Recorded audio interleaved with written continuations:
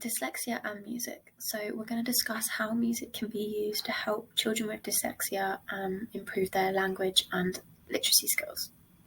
So what is dyslexia? So it's a learning difficulty and it affects 10% of the UK population and 6% of elementary students in Spain. So people who have dyslexia have difficulties with literacy skills such as reading and writing, and it can impact their everyday life because it also affects spatial skills and sometimes mathematics. So with dyslexia, they find it difficult to recognise the speech, sound and the syllables for the words, and also they find it difficult when they see them to understand which syllables go with which word and the order that they are in when they're written in front of them.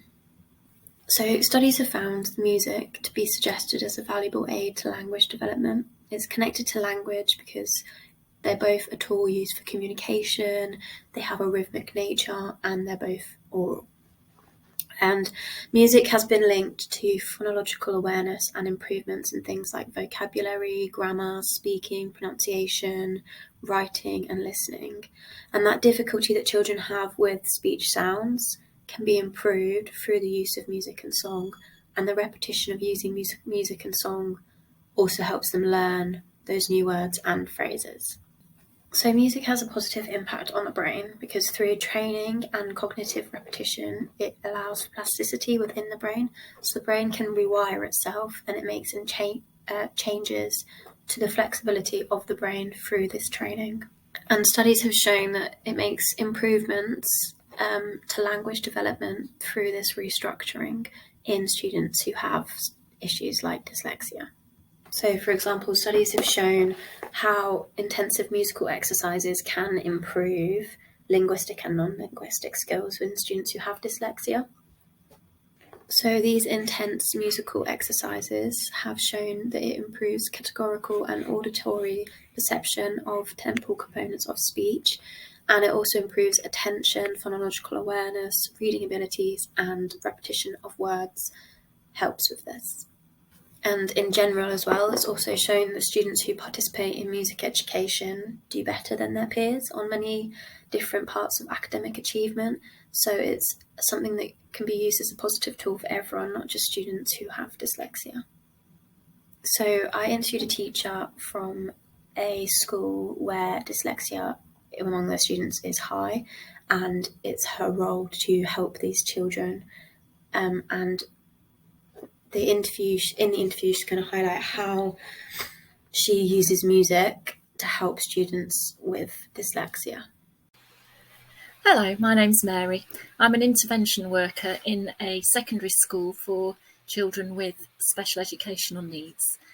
My speciality is dyslexia, but as an intervention worker, I take children out of the classroom to work on areas in the core subjects that they might be having difficulty with and to fill in any gaps they may have in their knowledge. So typically I would see a child for 3 sessions of 20 minutes each per week, and I'd either see them one-to-one or in a small group.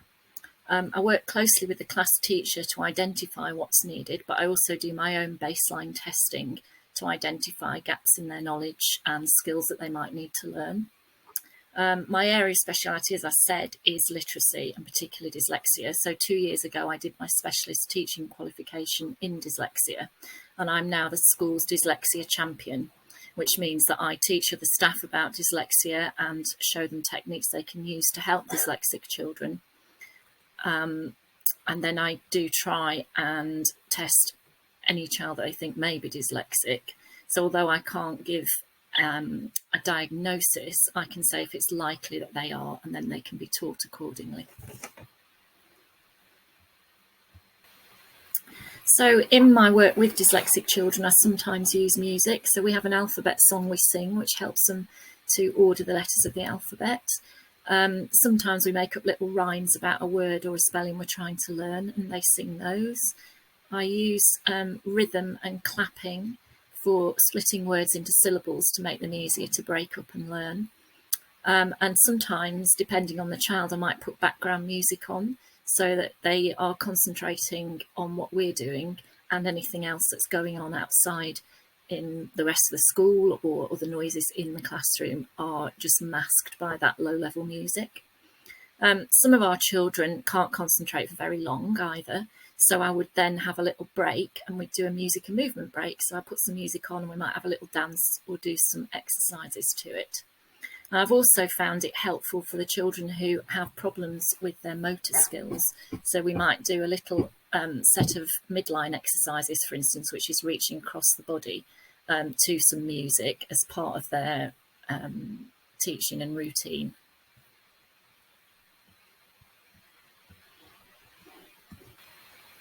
When I was doing my dyslexic course, I didn't get actually taught discreetly about the benefits of using music. So I think that would be useful as part of training going forwards, so that you learn how you can use it in your own practice and how it might help children. As I said, I've used it to give them movement breaks and sometimes to have it on in the background, but I would like to find out more about how it might help them concentrate and how that possibly stimulates their brain in some way. I'd also like in the classroom for teachers to use it more to get children to move around the room and to work on their coordination. I try and do a little bit of that, but obviously I'm mostly trying to teach literacy skills. So what I do other than that is quite limited because we've only a short period of time. It would also be good to use it in phonics sessions for rhythm and learning syllables, and for thinking about rhyme, how things rhyme, or also making up little songs to remember things. Sometimes that's easier than just saying it or trying to remember a word on a page. Because music also uses areas of the brain that are used in language skills, it could be useful for having a positive influence on their literacy and reading, because they're using those same areas of the brain and strengthening the neural pathways that are being made. So that was just a little bit of an insight into how dyslexic students are taught and helped through school. And I think it's important to note that Mary wasn't actually aware of the benefits of music until we discussed it. So she didn't get taught that music is a tool that can be used to help dyslexic students and something they can benefit from. So I think it's important that new teachers do understand how it can be used and the benefits it has with students with dyslexia. So it's something that they can bring into their classrooms to ensure that everyone is able to develop it at a pace that works for them and also works for everyone, because music can help everyone in the classroom, not just those who are dyslexic. And participation in music can help students improve their self-image, self-awareness, and it creates like positive self-attitudes for them, so they have higher levels of self-esteem, and that increases their motivation and their self-efficiency and their want to learn, which is important in young children. And music is something that can exist in everyday classroom discussions and activities.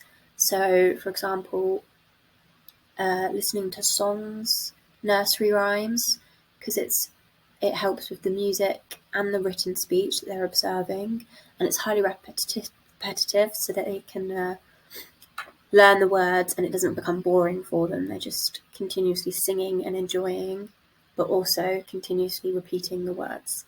And it builds listening skills, speaking skills, singing skills, and they're the basis for clear and effective reading. And again, as Mary suggested, just playing music in the background can calm students down and keep them focused on the task at hand so that they don't get distracted easily. And just talking to students about the music that they enjoy or that they've listened to helps with the language learning, because they are learning the spoken language and also recognising the impact that song has on them. So I think it's a really important tool that can be easily implicated into classrooms to help students with dyslexia and just students in general. It's a tool that everyone has access to these days. It's on your mobile phones, on your laptops, in classrooms. And using it creates a fun learning environment for everyone, but it also enables students to develop where they would have struggled to develop before, it gives them significant improvements in that.